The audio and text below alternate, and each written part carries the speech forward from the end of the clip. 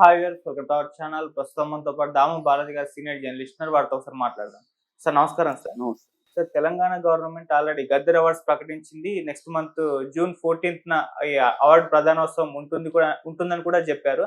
అయితే ఇప్పుడు ఈ అవార్డులు ఎవరెవరికి ఇచ్చారు అన్నది లిస్ట్ కూడా రిలీజ్ చేస్తారు కదా. మరి ఎవరెవరికి ఏ అవార్డ్స్, అంటే అవార్డ్స్ ఎలా వచ్చాయి సార్? గద్దర్ అవార్డులు మనం చూసాము. కాంట్రవర్సీ అయింది. ఒకప్పుడు నంది అవార్డులు ఉండింది. దాని తర్వాత బీఆర్ఎస్, అంతకుముందు టీఆర్ఎస్ వీళ్ళు పట్టించుకోవడం మానేశారు. దాని తర్వాత రేవంత్ రెడ్డి వచ్చినాక దీన్ని మళ్ళీ పునరుద్ధరించి గద్దర్ పేరు పెడతానని చెప్పాడు. దాని పట్ల ఇటు సినిమా ఇండస్ట్రీలో కానీ, ఇటు తెలంగాణ సమాజంలో కానీ తీవ్ర వ్యతిరేకత వచ్చింది. అయినప్పటికీ కూడా ఆయన వెనకడుగు వేయకుండా గద్దర్ అవార్డులు అనే నేను ఇస్తాను అని చెప్పాడు. దాంతో విధి లేకుండా మొత్తం సినిమా ఇండస్ట్రీ కూడా స్పందించాల్సి వచ్చింది. ఈ అల్లు అర్జున్ ఎపిసోడ్ దెబ్బకి, సంధ్య థియేటర్ దెబ్బకి మొత్తం క్యూలో నిలబడ్డారు సినిమా వాళ్ళంతా కూడా. సో ఆ రకంగా ఈయన ఇగో కూడా సాటిస్ఫై అయింది. ఇప్పుడు ఎఫ్డిసి చైర్మన్గా ఉన్న దిల్ రాజు ఆధ్వర్యంలో జయసుధ లీడర్షిప్లో ఒక కమిటీని కూడా ఫామ్ అయింది, గద్దర్ అవార్డ్స్ కమిటీ. ఆ కమిటీ ఈరోజు అవార్డులు ఇచ్చింది. 2024 సంవత్సరానికి గాను ఈ అవార్డులను ప్రకటించారు.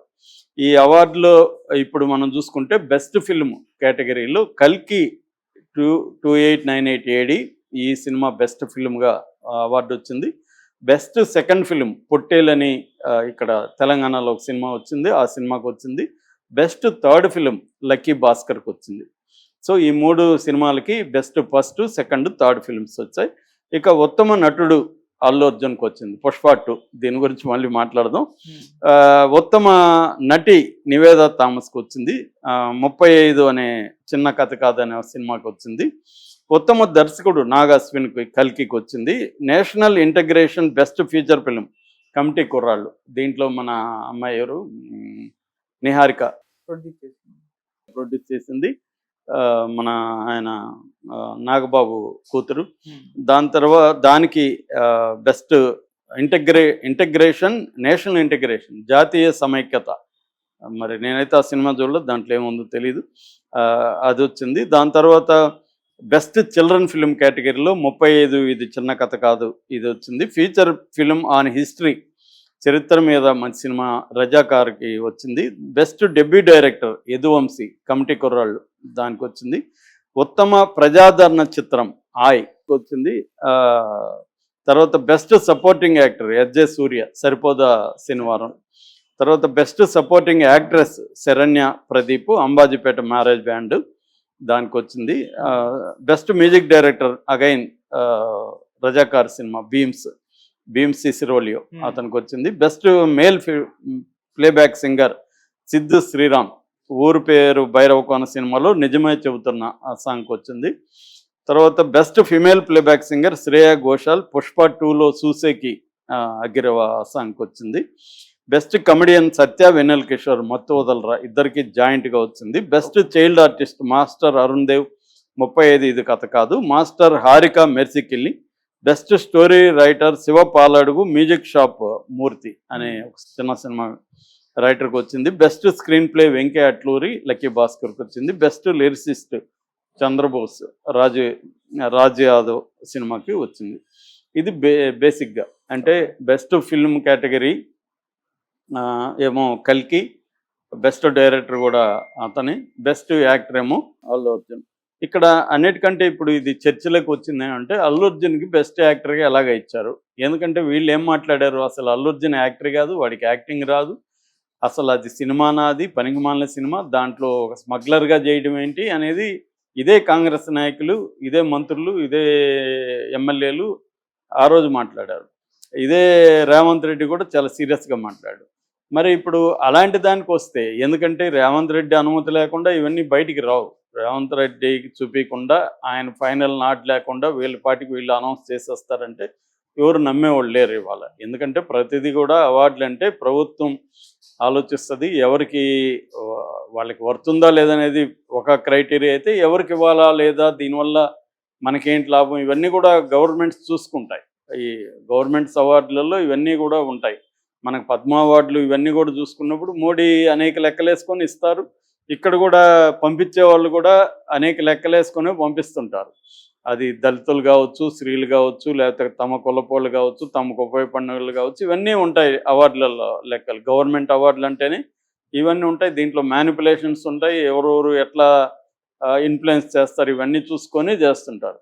సో నాకు ఒకసారి ఒక మ్యూజిక్ డైరెక్టర్ చెప్పాడు, నేషనల్ అవార్డ్స్ అప్పుడు ఢిల్లీలో ఒక హోటల్లో ఉంటే విపరీతంగా వాళ్ళకి కాల్స్ వచ్చేయడం, మనుషులు వచ్చేయడం చేసి, అందుకని వీళ్ళు ఎస్కేప్ అయిపోయి ఎక్కడో అనామక హోటల్లో ఉన్నాం మేము వెళ్ళి తప్పించుకొని, అంతగా మమ్మల్ని వాళ్ళు బుర్ర తినేస్తారని ఆయన చెప్పాడు. ఒకసారి ఉన్నాడు అనమాట ఆయన. అలాగా ఈ అవార్డులన్నీ అలాగే ఇస్తారు. మరి ఇక్కడ అల్లు అర్జున్ మీద, అల్లు అర్జున్ అసలు యాక్టరే కాదు, వాడికి యాక్టింగ్ రాదు, ఆ గూనేసుకొని ఇది చేయడం అది యాక్టింగా అని విమర్శించారు. పుష్ప సినిమానే కాదు, అది వర్స్ సినిమా. ఒక స్మగ్లర్ని హీరోని చేస్తా సినిమా ఏంటి అనేది వీళ్ళే మాట్లాడారు. అల్లు అర్జున్ని ఒకరోజు జైల్లో పెట్టించారు. అలాంటి వాళ్ళు మళ్ళీ అల్లు అర్జున్కి బెస్ట్ యాక్టర్ అవార్డు ఎలా ఇచ్చారు, ఇంకెవరు బెస్ట్ యాక్టర్ తెలుగులో లేరా అన్న ఇది వస్తుందన్నమాట.